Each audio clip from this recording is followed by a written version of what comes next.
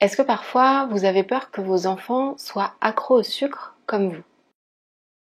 Souvent, quand déjà soi-même on est accro au sucre ou qu'on mange nos émotions et qu'on a des enfants, notre plus grande peur c'est de leur transmettre cette relation bizarre avec la nourriture. Parce que quand on a passé sa vie à manger à la moindre émotion, que ce soit par tristesse, par ennui ou par solitude, on sait à quel point ce rapport à la nourriture fait souffrir et on a juste envie d'épargner ça à nos enfants.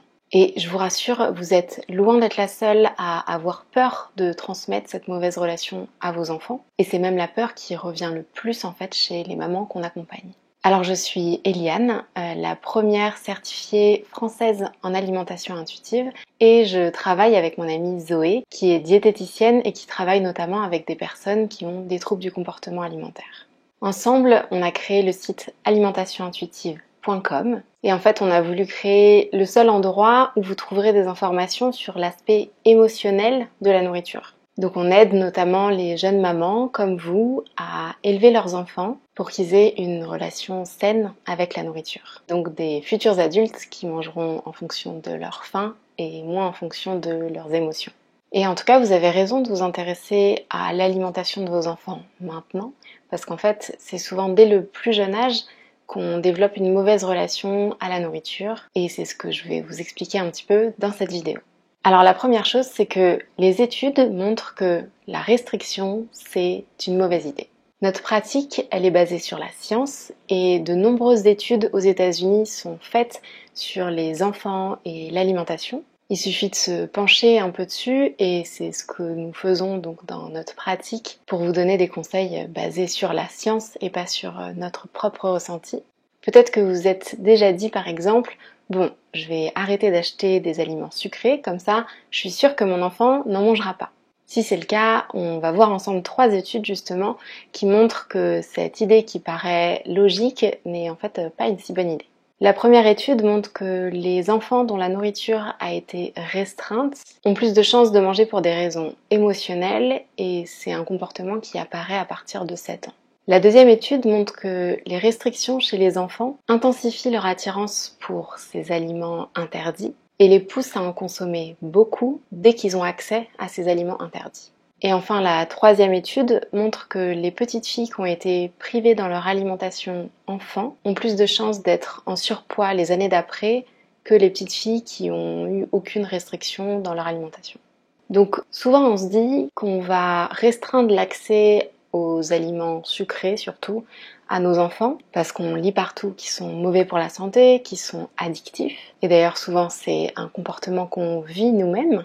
Mais en fait, les études sur le sujet montrent que la restriction crée une mauvaise relation avec la nourriture. Parce qu'en fait, vos enfants vont inévitablement avoir accès à un moment donné à de la nourriture sucrée, à tous ces aliments que vous lui interdisez. Si c'est pas à la maison, ça sera dehors, chez des amis, chez de la famille, à l'école. Vos enfants vont grandir, donc tôt ou tard, voilà, ils seront confrontés à ces aliments interdits. Alors, maintenant qu'on a vu les effets négatifs de la restriction sur les enfants, peut-être que vous vous dites « Ok, mais du coup, ça veut dire que je laisse open bar à tous les aliments sucrés à mes enfants ?»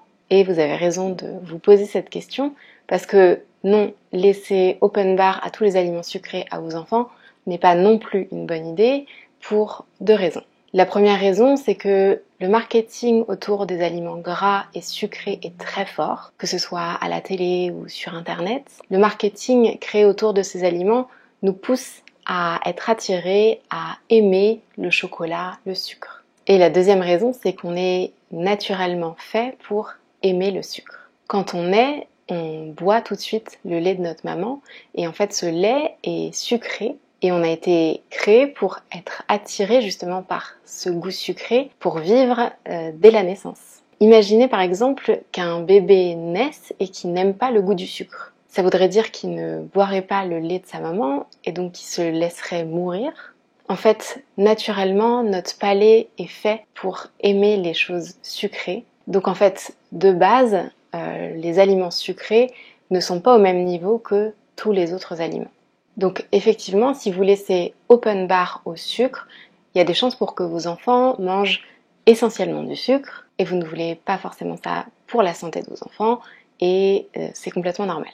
Mais alors, comment on fait? Comment on fait pour trouver le juste équilibre entre la restriction et l'open bar? Si vous-même vous avez une relation compliquée avec la nourriture, vous savez sans doute à quel point c'est compliqué de trouver ce juste équilibre entre le contrôle, la restriction et l'autorisation de manger. Alors en théorie c'est facile, mais en pratique c'est un peu plus compliqué. Du coup vous comprendrez que tout ça ne tient pas en une vidéo de 10 minutes. Et c'est pour ça qu'on a créé un programme pour aider les jeunes mamans à élever des petits mangeurs intuitifs, pour vous aider en fait à ne pas transmettre votre mauvaise relation à la nourriture à vos enfants.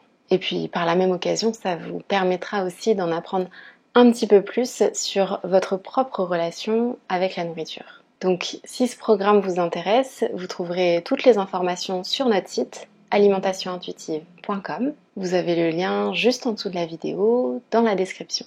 Et je vous encourage vivement à aller regarder sur le site parce qu'en fait, la première partie du programme est accessible gratuitement. Donc n'hésitez pas à aller jeter un œil, ça vous permettra d'avoir une idée un peu plus précise de ce qu'on vous propose dans le programme. En tout cas, on tient à vous rassurer.